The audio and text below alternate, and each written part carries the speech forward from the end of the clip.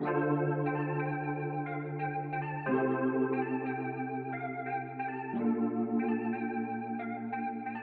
my devil when I be whichever. Saturday wrong night serious. Let's get And it. you ain't looking for another sex day. Thank you for tuning in to another episode of The Business Minute. I'm your boy, Sirr. Today I got a special guest, Mr. Levon Gray. How you doing today, bro? I'm doing good. Hey, man, I appreciate you coming through. Short notice, but hey, you came through and you're joining us on the podcast for A Business Minute. So if you could, Levon, just tell people what it is that you do. Well, I'm a singer-songwriter. My main thing is writing and recording and performing my own music. But the way I make a living is I play at different events and restaurants and parties and stuff like that.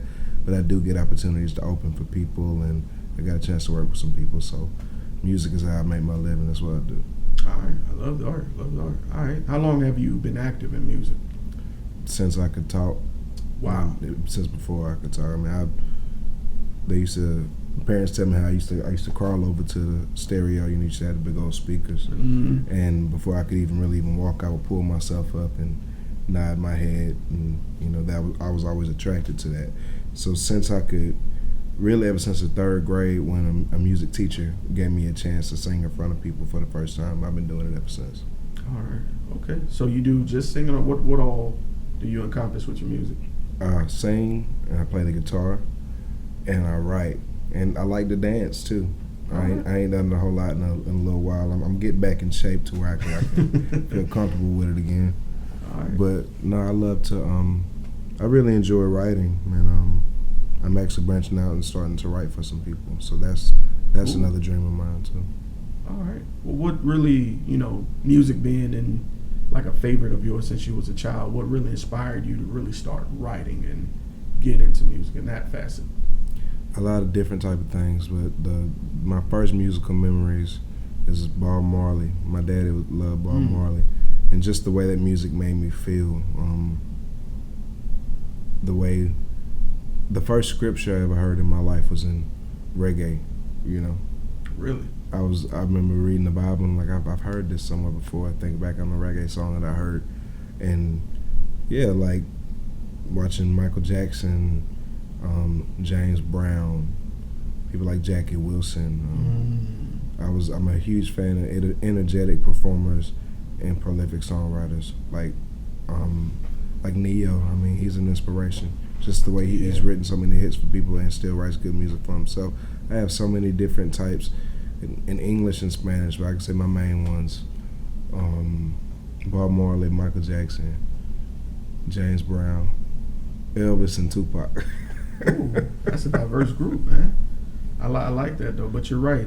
Part of it is, not only being able to perform the song, but perform for the audience. So I get what you're coming from there. Mm-hmm. So, with having such a colored history with music, were there any obstacles that you encountered up to this point that really kind of defined more of who you are?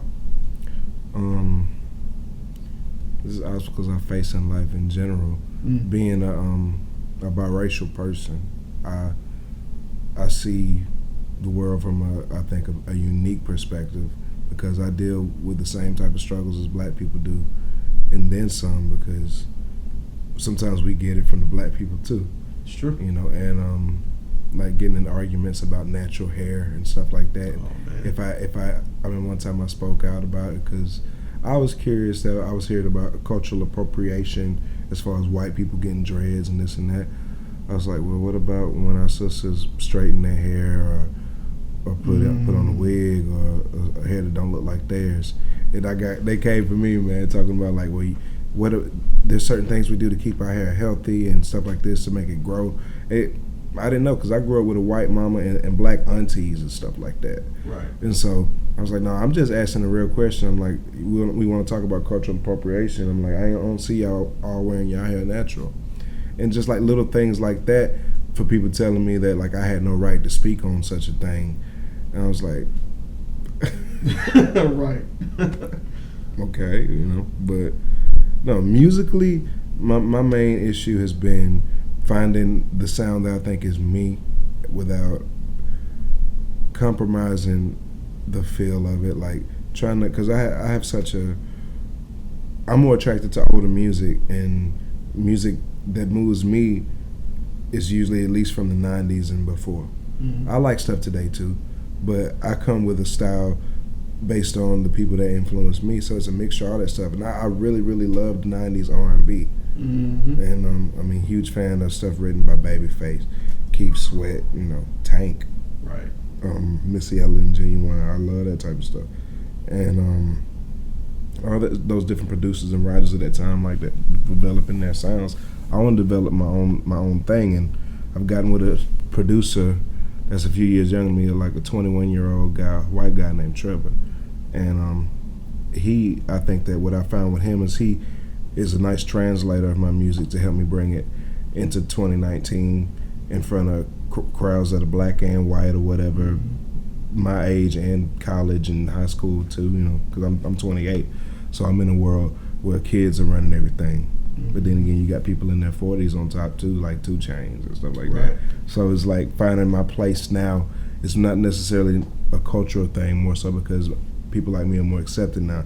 It's more of finding what's you in a world full of this and that everywhere, all different things. So it's easier to find your lane in regards to having one. It's harder into picking one when you got so many. Okay, I understand that. All right, so my next question has to do with more of a personal approach to your daily life. How do you manage to find a healthy balance, if you have? Because a lot of times people are still on that journey to find this. How do you manage to balance work as far as what you do and your personal life? Sometimes I don't do it well at all. It just depends on where I am. I'm pretty open. I definitely deal with anxiety and depression, and it's hard enough to get out of bed on my own sometimes. I understand. But because I don't work a regular job, I don't work a 9-to-5 job. I work 3 hours a night, and you know, so it's like when I have all this free time, I'm kind of like stuck with my own thoughts, and it's, I don't know, it's a day by day type of thing, and all I do know is I don't want to neglect those I love. So, you know, I'm single right now. I ain't got no girlfriend or anything. But if I did, I would, you know, try to make time. And it's just remembering what your priorities are. To me, is God, family, then craft. You know what I'm saying? Family's always more important. I'm part of my family. I got to take care of me. So I got to remember, you know, why I do what I do in the first place. And that just kind of keeps things in perspective. And when I'm feeling like I don't feel like going to a gig, I'm like, well, that child support ain't gonna pay itself. That baby still gotta eat. Yeah. All right. No, I feel you definitely have to prioritize things, not necessarily in the sense of what you got to do today, but like you said, within yourself. As somebody who also suffered from depression and anxiety, I understand. Some days you just wake up and it's like, today ain't it. I don't know where I'm gonna find this strength from. So it's funny you mentioned that hierarchy you got. I live by something similar. God first, family second, hustle third. And so I actually have God first on the wall right there, just to remind myself. As long as I remember that, the rest will fall in place. So that's why I keep that on the wall. Oh yeah. So my next question is gonna probably take a moment, unless you already know this offhand. Is there one moment, as far as with music, where you were like, this is why I love music? Just kind of reminded you of your passion. There's a few, but one of the most recent ones, probably about a year ago, I did the Song for Song competition down at the Merry Widow. And maybe not even a year ago yet, like 7-8 months ago, something like that. But it was a song I actually ended up getting a perfect score on in the competition. And this one I got called One Day at a Time. So it goes like, I don't know what may come tomorrow, but I know that I'll end up just fine. Count it joy when you're going through sorrow. Live and die, you gotta make up your mind to get one day at a time. People were clapping and singing along with it like they had already knew it by the time I did the chorus the second time. And I just remember something clicking inside my head then, just like little moments like that remind me, like, you know, this is what I'm supposed to be doing. And if you can write a song that can move somebody so much that they can sing it within minutes of hearing it, Right. then you got something. So I think when you hit on a topic like that, especially given the background you just shared with us, and we appreciate you being candid about it, people can relate to that because a lot of people are afraid to admit that it's a daily struggle because everybody's going through some kind of battle. mm-hmm. So you expressing that probably freed a lot of people to feel comfortable enough to relate to it and clap to it that way. So kudos to you on that and getting a perfect score. I got another song that talks all about that. Really? Actually, Talk about it. It's gonna be my first single. It's called "Sweet." Sing a clip of it, man. Hey. Can you cuss on here? All right. Go for it. So it goes. I'm fucked up. I'm feeling so fucked up right now. Wish I can get out of my head somehow. I'm so alone yet everyone's around. Yeah. Nobody gets me, nor do they even try. 'Cause it ain't sexy for a grown man to cry. No matter how damn bad I wanna die. No matter how damn bad I wanna die. And the chorus goes, if you think shit's sweet, you got me fucked all the way up. It's a struggle not to stay inside and lay up. I believe in God, but it's hard for me to stay prayed up when everything I thought was real seems to be made up. So it's talking about how, you know, I lost my sister to suicide a few months ago. I'm sorry. And I wrote this one. I appreciate it. I wrote this one not long after that happened, and based on how I felt and the stuff that I knew she was going through mentally before she passed away. And she, I mean, talk about PTSD. A woman that's seen everything. She saw everything. She was 39, and but if you know her, if you really got a chance to know her, you met her, you would. She was always the sweetest person, the most entertaining, welcoming person, hospitable. And it's always people that can light up a room that can oftentimes deal with the most terrible depression and self-image and self-worth. So that song is about how, like, depression and mental illness and stuff like that can just hide in plain sight. Right. You know, hence like the song has such a, like, a poppy, catchy, danceable type beat. Folks are like, hey, but the balance, between the lighthearted, jumpy beat and the heavy, real lyrics, I think that we came up with a unique sound that makes that type of a message palatable. Right. It makes bittersweet. Yeah, I definitely got that vibe. Mm-hmm. Wow. It's funny you shared that because my next question was kind of the inverse of this question. Did you ever have a point where you felt you wouldn't be successful in music? And if so, you know, who or what changed your mind? I had them points like at least once a week, you know. But I had to remember that, first of all, I'm miserable doing anything else. I gotta remember that I love this regardless of how far I've gotten or not. And, you know, trust, I've only been at this seriously, professionally for 2 years. I've done it professionally for a long time, but as my main source of income, 2 years. And actually stepping out to finally feel like I can be myself, you know, because I just struggle with that growing up in the church. And, you know, and we didn't come from a church family.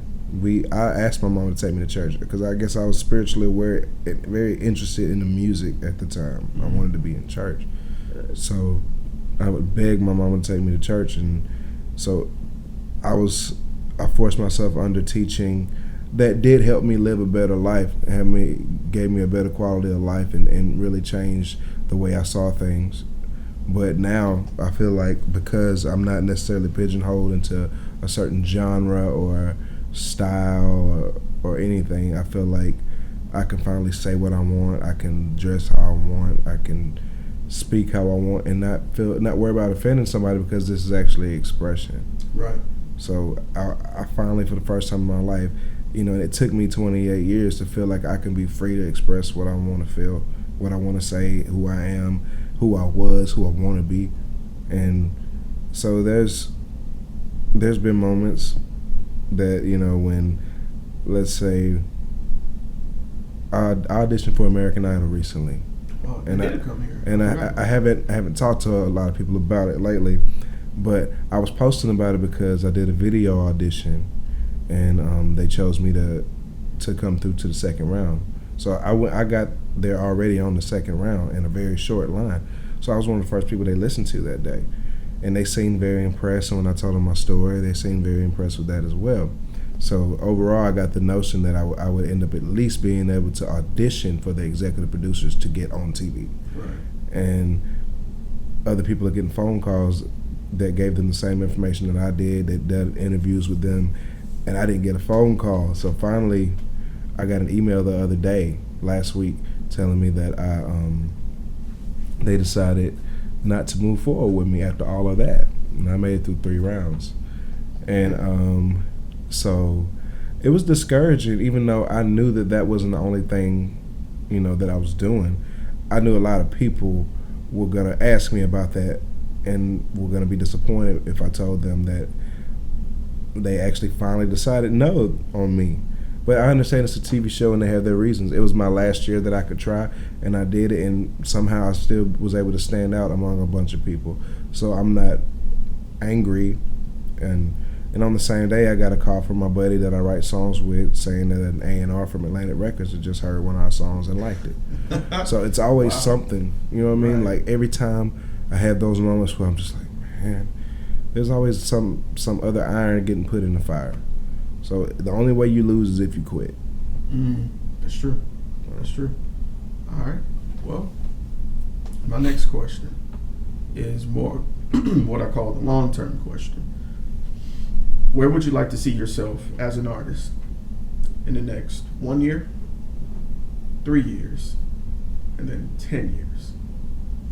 Where I see myself as an artist in the next 1 year is actually have music that's generating a buzz. Because for the first time, I'm actually releasing a body of work, 10 tracks, and in a year, people are gonna know my music, and so much so that I'll be performing.